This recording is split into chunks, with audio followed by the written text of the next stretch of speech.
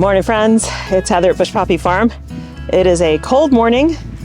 We got some frost last night. It went down below freezing. But we're out here to fertilize and, since the soil is drier, to try to work on some of those beds and get them completed.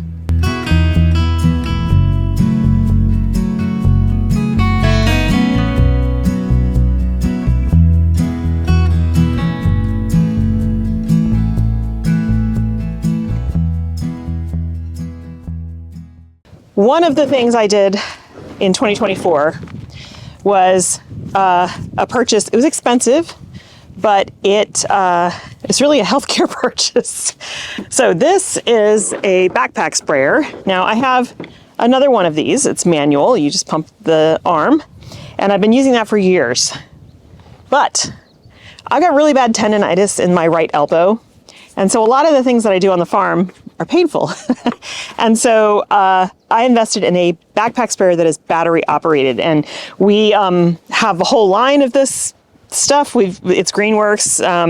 We have the string trimmers, the hedge trimmers, like, a whole bunch, the tiller, all this stuff. So I went on and got this, and I've only had a chance to use it once, but it was really nice because you turn it on, you spray it, you don't have to do the pumping action, and so my elbow takes a lot less pain and discomfort. So I'm gonna go on and fill this up. It doesn't need to be all the way full because we don't have a whole lot of plants to treat. This is just 5 beds. But if you've never used a backpack sprayer before, this one is 3 gallons. And a gallon of water weighs roughly 8 pounds. So you gotta consider that. I have bigger ones. I have a 5-gallon one, but that's 40 pounds on your back of water, and it's sloshing around. So it's not stationary. So, it's, and these are also not designed like really nice backpacks. They're not very comfortable to wear. So I would say if you're gonna get yourself one, do some research and maybe try them on in the store if you can, because when they're heavy and full, they're quite a bit to manage, but definitely worth it, because with a pump sprayer, which I also had, that's what I started with. It was like a 2-gallon pump, and you have to pump it every couple of minutes as you spray. Again, that's a lot of wear and tear on your body. Plus you're carrying it around in one hand. It's not a backpack. So just things to think about. But anyway, this one is a 3-gallon tank. It has a filter on the inside here, which is pretty good, but doesn't catch everything. And then what I do is I put whatever I'm going to fertilize with. So in this case, we're using the very fragrant and lovely fish emulsion and kelp. And yes, this stuff smells horrible, and it smells for about 12 hours afterwards, but it really is great for the plants because it's not super potent. It doesn't hurt or burn anything. It just gives them a nice boost, and it's also good for the soil, so feeds the soil microbiome as well. But anyway, you put that in here at the measured rate. I think is like a tablespoon per gallon. I put a little bit more, and then you fill it with water. Put the lid on, and then in this case I have to put a battery in, but basically if it's the pump, you basically are going to pressurize it with the pump, and then once you put it on your back, you can use this as you walk through your field, and most of them have a number of different attachments here, so you can get a different flow, and then you just I've got the lock on here, there we go. Then you just hold the trigger down and spray everything. So this is for foliar feeding. It's not for drenching the soil. That you would use just a watering can or a bucket or whatever to do. So I got to put the battery in first, because once this thing is full, it's going to be heavy and I won't want to shift it. There we go. Okay, it's in. All 3 green lights are lit up. All right, so now, and the reason I have it up here is that, like I said, these are heavy, and oftentimes I will just pick it up from the ground once it's full and put it on, but that's a struggle, and that's also terrible on my elbow. So it's up here, I can just turn around and slide it in. It's a lot better on my body. All right, we're gonna add our fish emulsion. Now, this filter is pretty decent, but it will still end up collecting solids sometimes, especially if you have hard water. And so sometimes you'll have to take this nozzle off and clean out the tiny filter that's on the inside here. You'll know as it starts getting clogged because the flow will just be terrible. All right, so 1, 2, 3, and an extra one because these guys are yellow. And then we'll just add our water. I don't really think I need a full 3 gallons, but we'll just fill it from the watering can. You can also fill this from a hose or whatever. But again, I would have to pick it up then. See, even this action is a little rough on the elbow. Switch arms. Here we go.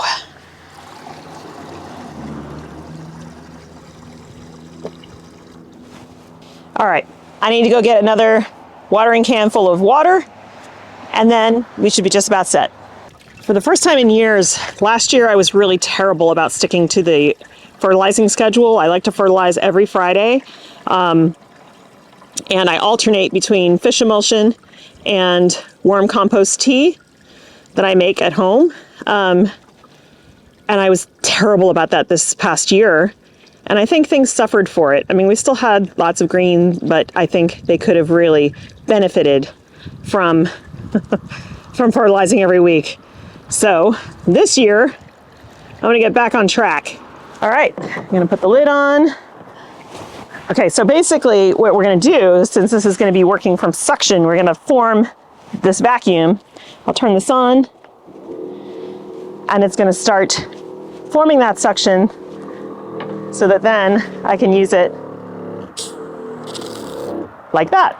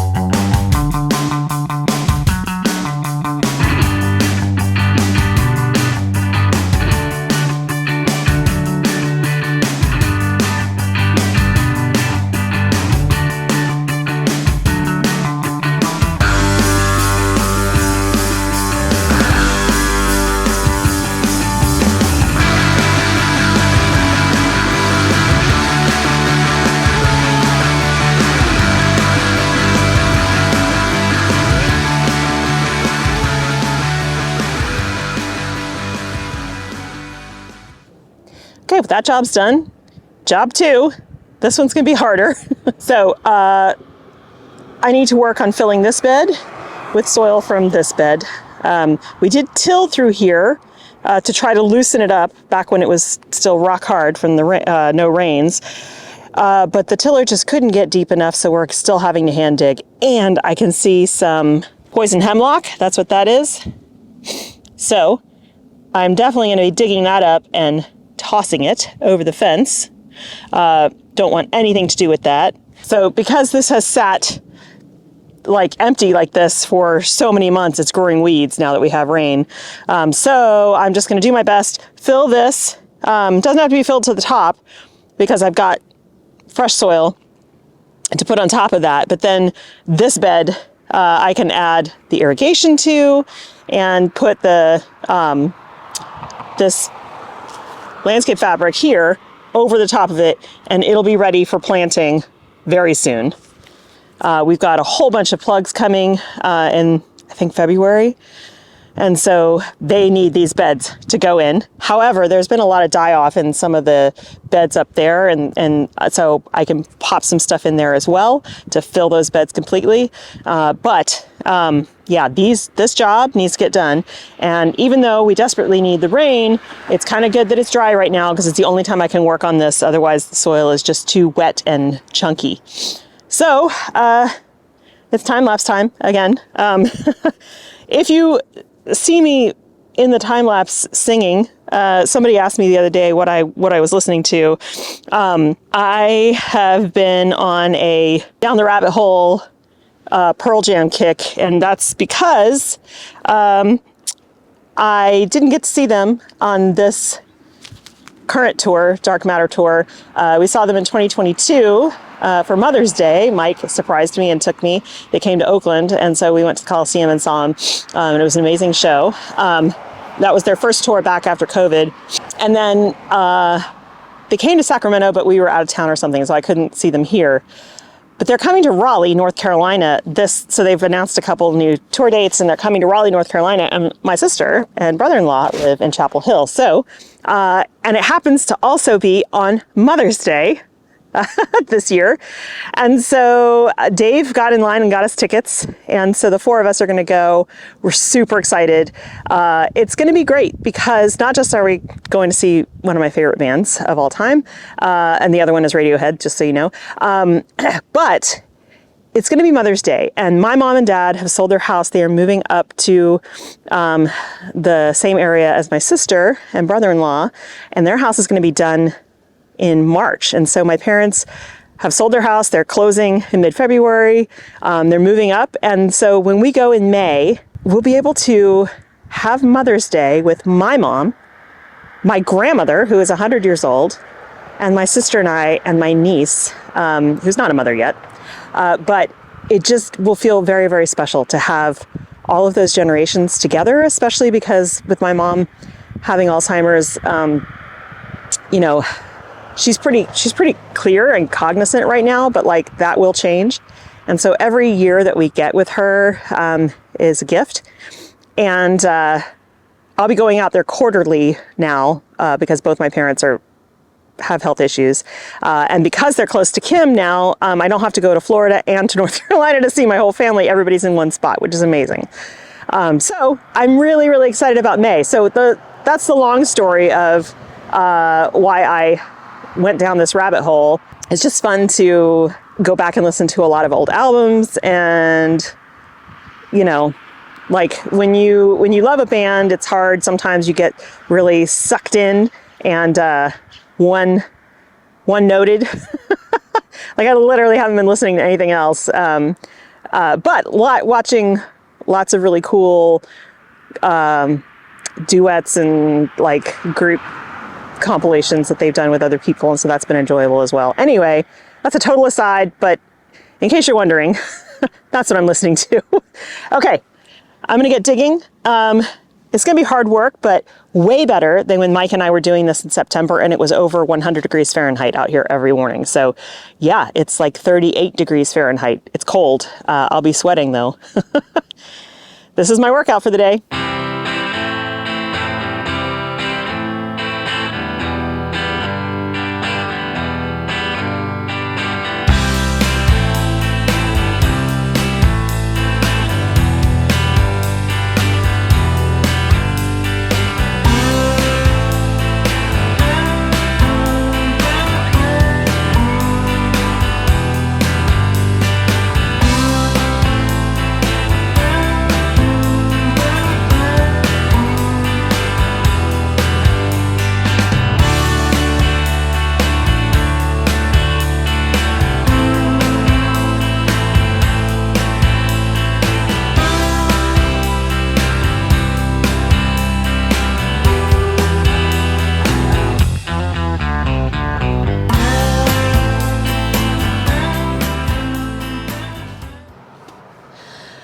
Didn't take too long. We're getting about a third of the way. Definitely a whole lot easier to dig than it was in the summertime, but still really hard on the back. That particular shovel is very heavy. It is a heavy duty shovel. It weighs a lot, but the reason I'm using it, even though I have lighter shovels, is that it's got a really good deck on it for jumping on. And there's plenty of places there where I need to either jump on the shovel or kick it to get through the clay, and there's some rocks and stones in there and stuff too. So that's the reason I'm using the heavier shovel, but boy, my back can feel it. So I'm taking a break. I'm gonna have an apple and a little bit of trail mix and then get back to it. I don't know that I'll finish it today, but I feel like at least I'm making progress. And the bed I'm digging out looks a lot better than the ones we did in the summer, just because the ground is softer, so I can actually get cleaner edges. It does not stack up to the test trenches and excavations that I used to do when I was an archaeologist by any stretch. Those were beautiful, pristine. But I'm not going for beautiful and pristine. I'm going for being able to line the bed with hardware cloth and refill it with soil. So, but it is nice to see a little bit better definition than in the past. But it was just a U shape over the summer. It was just too hard to get it nice and square like I had thought. So I'm gonna have my snack and then we'll get back to it.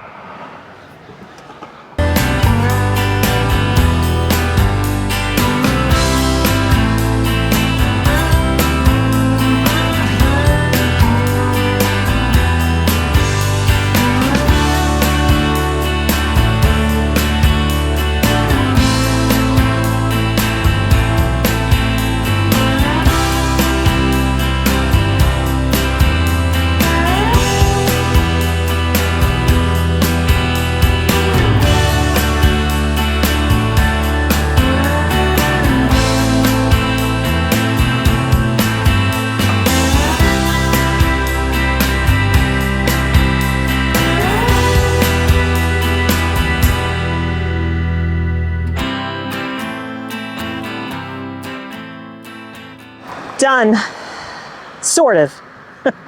So excavated out this bed, and you'll see it wiggles there. Really, I'm going to stay to the right when I roll out the hardware cloth and maybe cut this edge a little bit more, but I don't think I need to. It's mostly, these beds were a little bit shifted on a weird angle because of the slope here. But I can still remake these two in whatever way. So as long as there's a pathway, it's gonna be fine. Anyway, this is wider than it needs to be for the hardware cloth, and that's makes it good because then I can fill in the sides. This is now filled in with dirt from this bed. There's still a little bit there that I need to scoop up, but it's really kind of wet. So I'm gonna let it dry out and then tomorrow come back with my flat shovel and scoop that out. And then I gotta chunk up with a shovel some of these big chunks. I gotta just kind of break them apart with the shovel tomorrow and then use the wheelbarrow to put, you know, a layer of soil on top, you know, get it all raked out, flat as possible.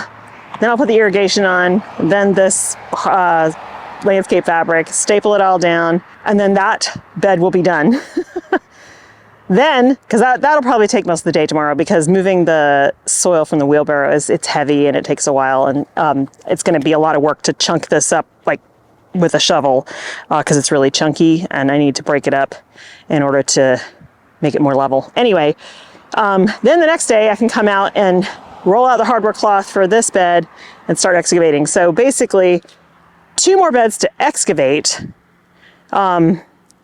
This bed is ready for hardware cloth, and then we have plenty of soil. The final bed will mostly get filled with the compost soil mixture, because I won't have a bed to dig from to fill that in. So yeah, I mean, this went way faster than trying to do this over the summer. I wouldn't have gotten a whole bed done by myself. No way. It was just too hard and too hot. But I am done for the day. I've got a tiny bit of time before I need to go pick up Aiden, but my back can't handle doing the wheelbarrow today. So that will be tomorrow.